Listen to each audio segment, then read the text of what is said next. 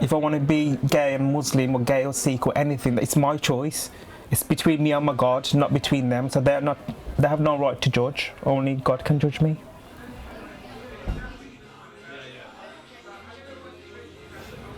There are over 4 million Muslims in the UK, and this number is set to triple by 2050.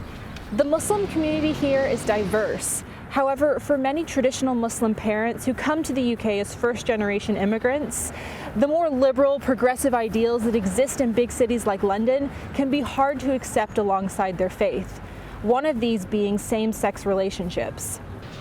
I'm on my way to Birmingham to attend a Christmas party thrown by Hidayah, a prominent UK organisation supporting LGBTQI Muslims.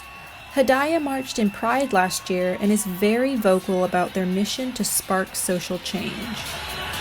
Because many of the party attendees are not comfortable being on camera, I'm unable to film the party itself. However, I've been given access to set up in the host's bedroom to film interviews with anyone interested in sharing their story. A young Hidayah member tells me about her experience coming out to her family. One of the first things my family said was, can't you lead a double life? And that wasn't primarily because it wasn't to do with anything to do with them, it's more for the community. There's this perceived shamefulness, perceived embarrassment. I briefly stepped onto the balcony to chat with Drew Dalton, an award-winning sociologist who recently converted to Islam. Islam's got a rich history around LGBT rights and LGBT ideals, and Islamic history is fascinating when you start looking and probing into how people were perceived at the time. I mean, there were trans people essentially guarding the tomb of the Prophet. With such a liberal history, I wanted to know why things have changed, so I've logged onto a popular Muslim chat forum to ask. The chat representative responded with verses from the story of Lot. The story that always gets held up is that people are Lutites from the Prophet Lot, and the Sodom and Gomorrah style story.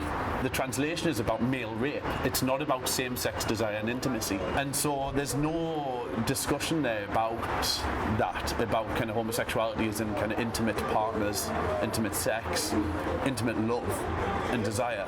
It's about male rape. Elements of Islam have been hijacked by people with an agenda, a very misogynistic agenda, who want to control people's bodies, want to control people's lives. And in doing so, they've taken on this and twisted the story of the Prophet.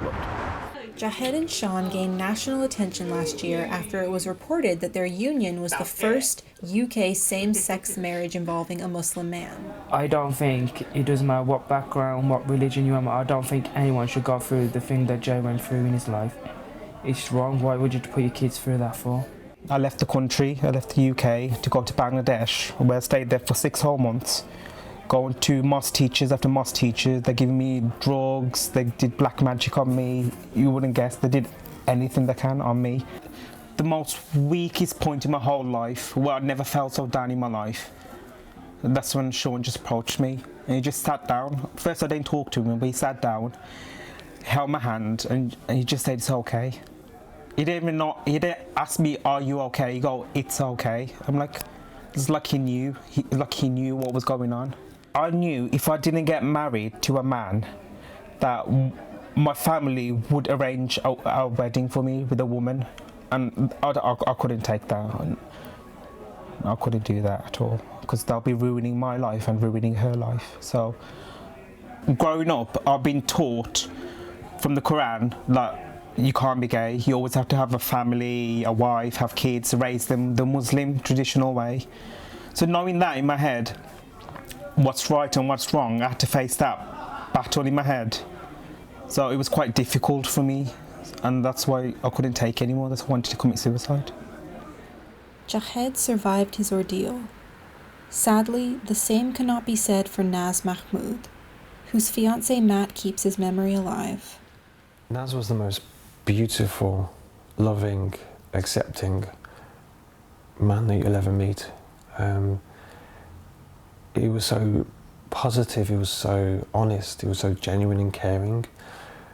He was such an upstanding member of the community. He was a GP, a much loved GP. He was loved so much that there'll be a waiting list of people to see him.